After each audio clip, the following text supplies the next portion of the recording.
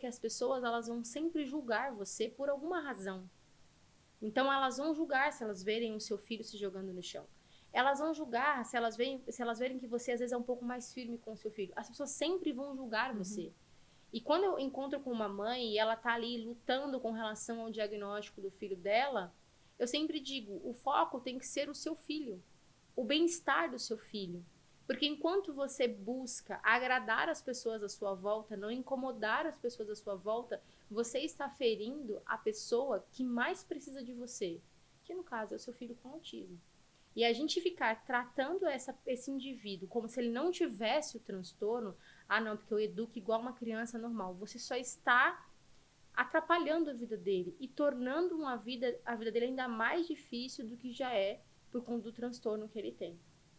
Então, esse é o primeiro ponto, assim. E quando você vai ganhando conhecimento, você começa a perceber que existem comportamentos que podem ser evitados.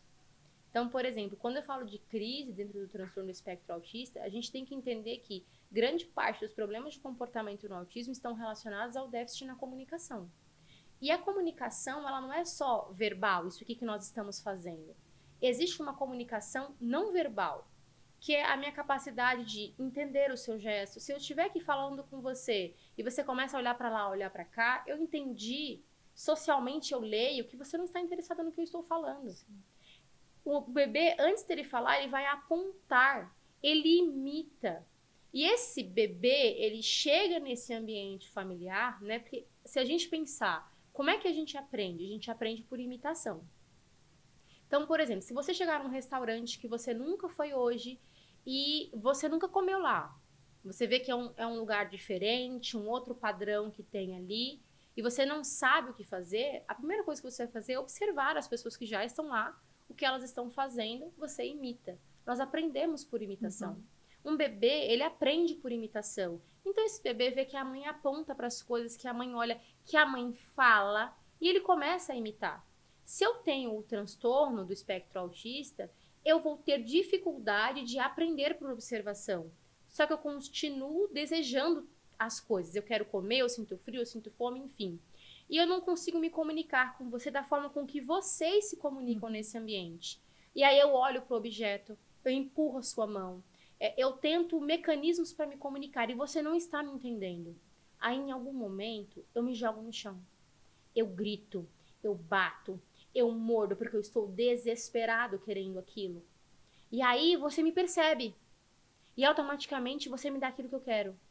Não porque você é uma mãe ruim, mas porque também você não estava entendendo o que esse menino queria.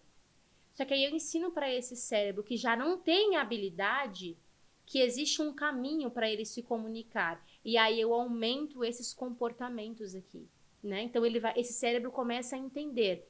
Ah, então é assim que a gente se comunica aqui. Se eu fizer isso, ela vai me responder. Ela vai me responder, né? E aí não é que a gente está mimando a criança, é relação ambiente-comportamento mesmo. Sim. É a gente entender quais são os comportamentos que dão pra gente aquilo que a gente quer, entendeu? Não é porque ele é birrento, ele não tem habilidade. E a gente também, enquanto mãe, tá aprendendo. O menino passou na cozinha, viu um bolo. Você não tá visualizando esse bolo. Ele começa a gritar, ele te empurra, ele... Você não entende.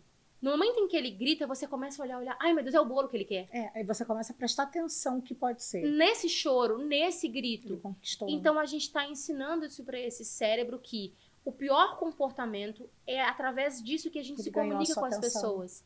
E aí a gente começa a observar que, primeiro, o que a gente tem que fazer? É ensinar para esse indivíduo formas de comunicação. E como que a gente vai ensinar? Observando. Porque se eu observo que há um movimento que ele faz antes, pode ser empurrar minha mão, pode ser olhar. Aí eu começo a validar esses comportamentos.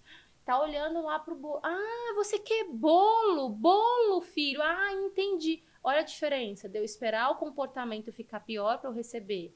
Aí o cérebro começa a entender. É assim que a gente ensina essa comunicação no autismo. Porque, como eu falei inicialmente, ele não imita. Ele não está conseguindo aprender por observação desse ambiente. E aí os comportamentos vão piorando. E à medida que a gente entende isso, a gente começa a ensinar novos comportamentos para esse indivíduo. Porque nós somos o ambiente. Nós, enquanto ambiente, estamos ensinando para esse cérebro, que tem poucas habilidades, como é que ele deve se comportar no ambiente, né? E quando a gente fala de crise, a gente precisa entender que se existem fatores que desencadeiam essa crise. Então, pode ser mudar a minha rotina bruscamente, né? Porque no autismo a gente tem a rigidez cognitiva, que é a dificuldade de se adaptar. Então, do nada, eu sempre vou para a escola. Aí hoje aconteceu alguma coisa, quebrou o carro, e eu não vou para a escola, ninguém me fala nada. Ou do nada você me tira de casa no fim de semana e me leva para casa de um parente seu que eu nunca vi. Isso pode me desorganizar. Quando eu entendo fatores que levam a uma crise, eu também começo a pensar em estratégias que podem ajudar você a não entrar em crise. E aí, assim, é um eterno adaptar do ambiente, né? E eu falo que o Dani não tinha comportamentos agressivos até os 8 anos de idade.